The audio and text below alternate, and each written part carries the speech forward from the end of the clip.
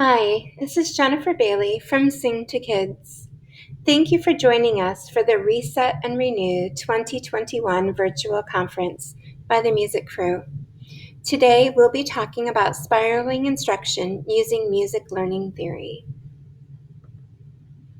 For this session, you will need songs and chants that you use in your own classroom, an opportunity to reflect upon your own curriculum or sequence, and an openness or willingness to try new things. Throughout this session, you'll be learning the basic tenets of music learning theory, or MLT as it's commonly called, how to build activities and lessons with an MLT approach, and how to spiral your instruction to maximize music learning. So, what is music learning theory? Very simply, it's an explanation of how we learn music. It consists of audiation, sequential instruction, and personalized learning, or music aptitude. And it was developed by Dr. Edwin E. Gordon. What is audiation? Audiation is to music as thought is to language. It's more than simply hearing music. It's also assimilating and comprehending music. We audiate in many ways. We audiate when we listen to music, when we decide on the meter of the music that we're hearing, or the tonality that we're hearing, or the chord harmonic functions that we're hearing. We audiate when we make predictions about what's going to happen next in the music. We audiate when we perform music, or read and write and create and improvise. How is learning sequenced in MLT? It uses language learning as a model and always builds on prior experiences. MLT instruction is interactive, experiential, and sequential in design for both teaching and learning. On the right, you see a pyramid model, and at the base of that pyramid is listening. Everything we do in music learning theory starts with listening, building a listening vocabulary, whether it's listening to songs, chants, patterns. Everything happens first through listening. From there, we have students begin to speak and interact musically, and that can be done through echoing, imitation, singing songs and chants. From there, we move into thinking or audiating, so connecting what our kids are singing and chanting to understanding through audiation what it is that they're singing and chanting. So it can be connecting solfege, which helps them to determine the meter or the tonality that they're in. It can be connecting their understanding of harmonic function to what they're singing or chanting. So thinking is helping children connect to their audiation. At the top of that pyramid, you see reading and writing. And it's not that reading and writing are less important than thinking, speaking, and listening. But what we know is that if our students do not have a strong foundation in listening, speaking, and audiating, that their meaning, their ability to give meaning to reading and writing will be diminished. So everything that we want our students to do in terms of reading and writing is built upon the experiences they have through listening, speaking, which I say, think of echoing patterns or singing or chanting, and audiating. Let's talk about aptitude. Music aptitude is one's potential to learn music, and music aptitude stabilizes at age 9. For those of you who teach elementary music, you know that is about grade 3 or 3rd grade. Knowing a child's music aptitude helps me to create an individualized music plan to help that child. Many times I'm asked if I use Aptitude to help identify students who are gifted in music, and the answer is always no, because I believe that all of my students are gifted in music, and it's my responsibility as their teacher to identify their strengths and their challenges and find ways to grow them in both areas. And music aptitude in children can be measured both tonally and rhythmically. And when I do that work with my students, my sole purpose is to be able to help students to become the best musician that they can be and to connect to music for a lifetime of enjoyment of music. And so music aptitude is one of the ways that I can know my students and be able to build their potential and their achievement in music learning. Spiraling your instruction using music learning theory. The reality is an MLT classroom looks a lot like every other elementary music classroom. There are a few things that set us apart, and I'm hoping that those things will be things that you'll be open to trying in your own classroom come this fall. In an MLT classroom, we provide lots of opportunities for audiating, singing, chanting, translating, ooh, that's a new thing, and improvising. So let's go back to audiating for a minute. I wonder how many of you set aside time each day for students to simply listen to music. Or even better, if you're going to do some pattern work with your kids, do you ever give them opportunities to simply hear the patterns before you ask them to echo them? That's a great opportunity to set aside 30 seconds for audiation. So before I want you to chant these patterns back to me, would you just audiate them? Ba ba ba ba ba ba ba. Ba ba ba ba ba ba ba. Ba ba ba ba ba ba ba ba ba. Ba ba ba ba ba ba ba. I wonder what you were doing during that opportunity to audiate. Some students may choose to just echo that pattern in their mind.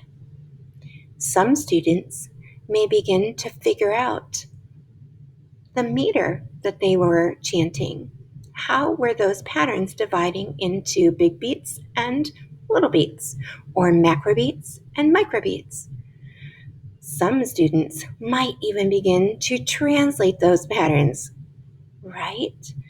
And I'll talk about that in a moment. So, giving your students opportunities to audiate or to listen gives them opportunities to make decisions about what they need to do to grow their musical potential. Giving kids opportunities to sing and chant in your classroom, and not just songs and chants, but to do pattern work as well. So moving them into that imitation realm. So if I were going to chant these patterns, now could you echo them instead of audiate them? In my classroom, my students get to hear patterns without solfege, like I just presented to you, and with solfege. You can use any solfege system you like. I use beat function syllables, which sound like this. Do, do, do, day, do. Do, day, do, day, do, do, do, do, do. Do-ta-to-do. And I can give students opportunities to audiate that, but also to imitate those patterns or echo those patterns. But then I want to take it one step further, and I want them to learn how to translate those patterns. Because here's the reality. Solfege, whether it's rhythmic or tonal, is just a tool to help students to think about music, to audiate music. So I want to teach them how to use that tool for themselves when they're no longer in front of me and they hear music and want to make decisions about what they're hearing. So I use the word translate. Now, in music learning theory, we actually call this generalization, but my students don't have a context for that word, but they all understand the word translate. I teach in a building where there are lots and lots of English language learners,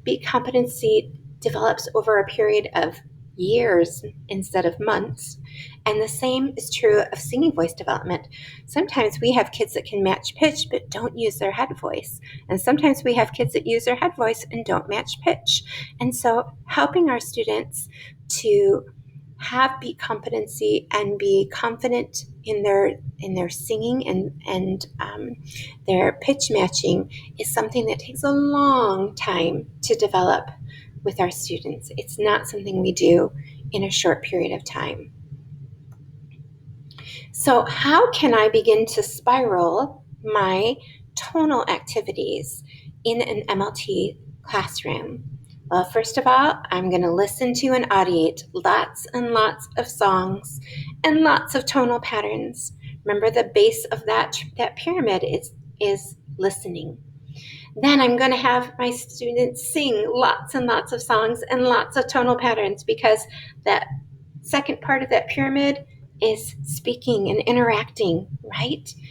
And then I'm going to teach my students some tonal solfege, because having a solfege system will help develop their audiation. It's a tool that will help them whenever or wherever they are learning music. And that means outside of my classroom as well.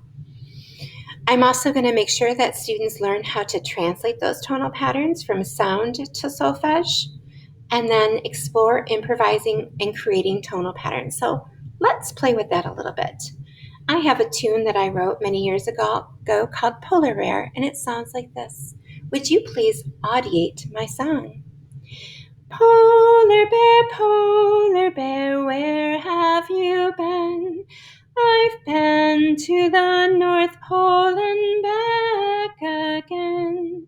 Polar bear, what did you see? The northern light shining for you and for me. All right, musicians, would you please audiate my patterns? Bum, bum, bum. Bum, bum, bum. Bum, bum, bum. Bum, bum, bum. Please audiate my song again. Polar bear, where have you been? I've been to the North Pole and back again. Polar bear, what did you see? The northern light shining for you and for me. This time, I want you to echo the patterns that I sing. My turn first. Bum, bum, bum. Bum, bum, bum. Bum, bum, bum. Bum, bum, bum. I'm going to sing the song again for you. If you think you know the melody, you may sing along with me. Polar bear, where have you been? I've been to the North Pole and back again. Polar bear, what did you see? The northern light shining for you and for me. Lastly, I'm going to sing a pattern again for you, and you get to make a decision about what you're going to do. You may sing the same pattern that I sing, or you may improvise a pattern. Improvise means that you're going to sing a pattern that sounds different than mine, but your pattern should still be in your singing voice, and your pattern should sound like one of the patterns that I'm singing in the same tonality. Listen, you decide if you want to be same or different. Bum, bum, bum. Bum, bum, bum, bum. Bum, bum, bum. Bum, bum, bum. bum, bum, bum. Now, the process I just took you through is something I would do with kindergartners, but let's say I'm working with first graders or second graders. Perhaps with my first graders, that entire sequence would happen with the patterns in solfege. So instead of me singing bum, bum, bum, I would sing la, do, mi, and take them through the sequence of audiating patterns, singing them, and then improvising them. If I were working with slightly older kids, I could do the same song again, but this time, instead of me singing the patterns with solfege, I could have them translate the patterns. You got it.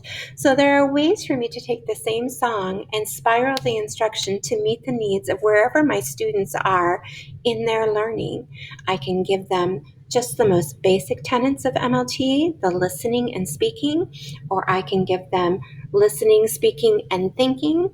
And if I were working with older kids and I wanted to get into the reading and writing, we could look at patterns on the page and compare them against what we were singing, and also practice writing our own patterns that we might want to sing. So that's an example of a tonal activity. Here's our sequence for spiraling rhythm activities. It's very similar to what we just did, in that we're going to listen and audiate lots of chants and rhythm patterns. We're going to chant lots of chants and rhythm patterns. We're going to learn a rhythm solfege system. We're going to learn how to translate rhythm patterns from sound to solfege, and we're going to explore improvising and creating rhythmic responses.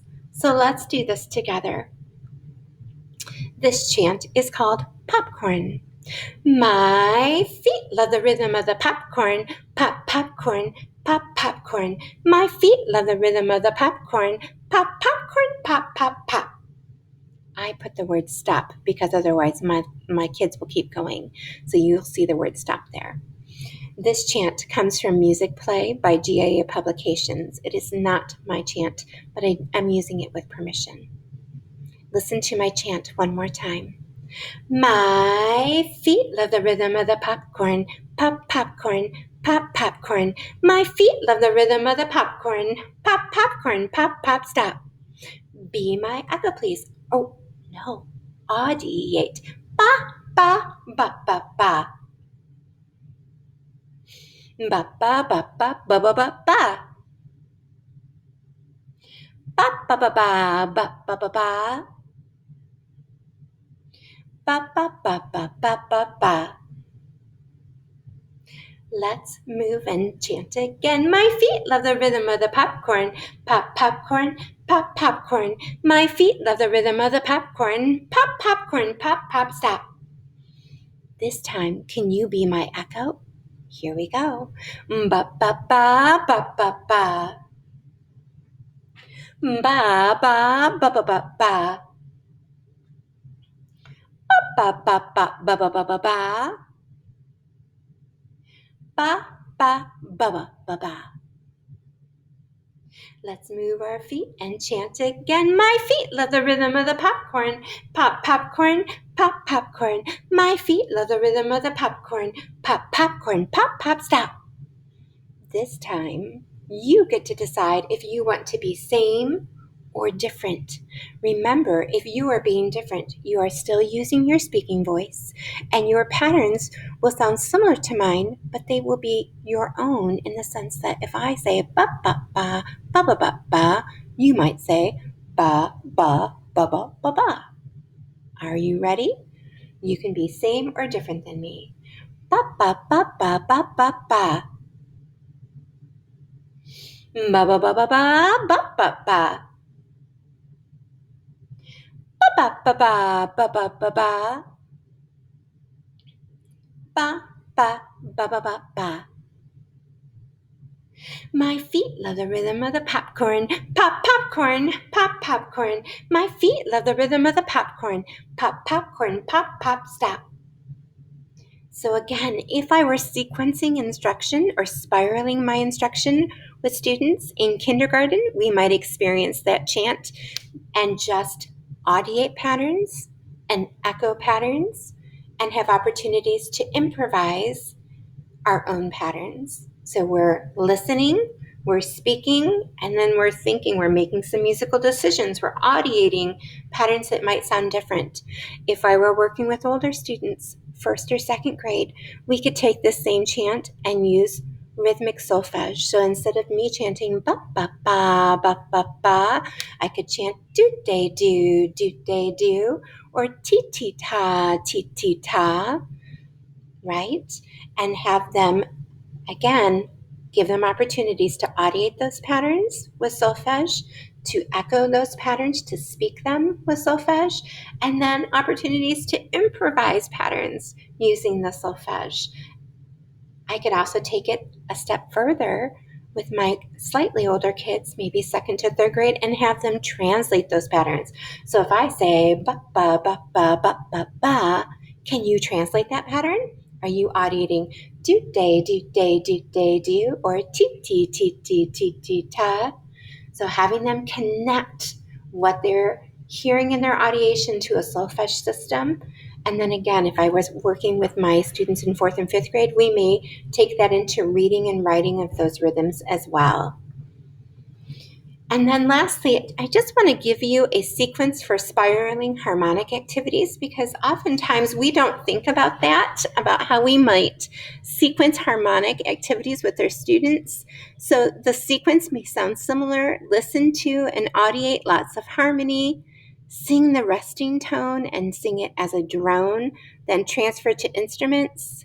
Sing chord roots and then transfer those chord roots to instruments. Sing chord tones and transfer that to instruments. And when I say instruments, I'm thinking of your Orff instruments, your xylophones and metallophones, glockenspiels and bass bars. And then explore improvising and creating harmonic responses. So how might that look in a music room? Well, here's a very simple song, folk song we all know. Flies in the buttermilk shoe, fly shoe, flies in the buttermilk shoe, fly shoe, flies in the buttermilk shoe, fly shoe, skip to my loo, my darling, loo, loo, skip to my loo, loo, loo, skip to my loo, loo, loo, skip to my loo, skip to my loo, my darling. So this happens to come from my ukulele curriculum, and you'll see that it's color-coded, and anything that has black font is major tonic do. Anything that's in blue font is major dominant so. And so I can have my students sing the song and just sing do through the whole song. In fact, would you try that once while I sing? You just hum or sing do. Flies in the buttermilk shoe, fly shoe, flies in the buttermilk shoe, fly shoe, flies in the buttermilk shoe, fly shoe, skip to my loo, my darling. How did you do with your resting tone drone? Do. If my students can sing it in the body, then we can move it to an instrument. So we could take that and just play a resting tone drone on the xylophones. But let's take it a step further. Could you sing do every time you see that black font, but when it goes blue, so? So we're going to sing major tonic do and major dominant so. Are you ready? So your job is to sing either do or so during my song while I sing. Yum bum bum, here we go. Flies in the buttermilk shoe, fly shoe, flies in the buttermilk shoe, fly shoe, flies in the buttermilk shoe, fly shoe, skip to my loo, my darling. How did you do with singing do and so? And again, if we've done that in our music room, then we can transfer that into instruments so that they can sing it as a group in the body. Then we can move that to a xylophone or metallophone. And then one last thing, and this would typically be with older students, third, fourth, or fifth, if they can sing do and so, we connect major tonic to the three sounds in major tonic, do, mi, or so, and major dominant to so, fa, re, or ti. So instead of just singing do or so, they can sing any pitch in do, mi, or so, and any pitch in so, fa, re, ti. That's singing chord tones. So why don't you try that? You can stay on the chord root, do or so, or you can sing any tone in that chord. Do, mi, so, major tonic, sol, fa, re, ti, major dominant. Yum, bum, bum, here we go. Flies in the buttermilk shoe, fly shoe. Flies in the buttermilk shoe, fly shoe. Flies in the buttermilk shoe, fly shoe. Skip to my loo, my darling. So we want my students to understand, to hear those harmonies, to be able to have opportunities to sing resting tone or a resting tone drone, to be able to sing chord roots and chord tones. That's all building listening, speaking, and audiating vocabularies in our classroom. And then again, with the older kids, we might get the staff paper out and write out that harmonic progression so they can have an opportunity to practice their reading and writing skills. Just a few things for you to consider as you are pondering how this might work in your own classroom. Please understand that, in all things, national and state standards may not align with an MLT approach. I know in my own curriculum, there's a heavy focus on reading from the very early grades. And so I have to think about how I can spiral my instruction so that my students have a readiness for reading, but still honor the sequence that I feel is best for my students using music learning theory. If this is something that speaks to you and you go, oh, I wish I could know more, just know that there are trainings that you can attend, just like you can do an ORF level or a Kodai level. There are music learning theory levels that you can attend. You can find out more about those on the official music learning theory website, which is called GIML, GIML.org. GIML stands for the Gordon Institute for Music Learning, and you can go to giml.org and find out where levels are being offered near you. We offer 2-week courses throughout the summer. In fact, I'm teaching one at Kent State as we speak. And then lastly, please know that in an MLT centered classroom, the emphasis is on process versus product. And we always focus on whole, part, whole in our learning model, so that even as you heard me sing today, I present the song, we break it down into its parts, and then we go back to the whole again. And everything that we do is about process. Product is important, but it's a byproduct of the process. It's not the sole focus of what we're doing. If anything I did for you today is of interest for you, please know I have a store on Teachers Pay Teachers. You can search me on Sing to Kids, all one word. I have many MLT-centered resources on there, as well as just really wonderful elementary general music resources for recorder, ukulele, drumming, and other things. I also have a blog at www.singtokids.com where I love to talk about all things elementary music. Lots of posts recently about using and integrating music technology, because so many of us just went through a shared experience called COVID and teaching remotely or hybrid. So you'll see a lot of that. But you can go into the Find It Fast and search for MLT related posts and resources there as well. Thank you so much for coming to my session today. I'm sorry I couldn't be live with you. I am actively teaching the levels, as I mentioned. But if you have questions, you can reach out to me at singtokids@gmail.com or through my blog at www.singtokids.com. Thank you so much for attending my session. I look forward to hearing from you.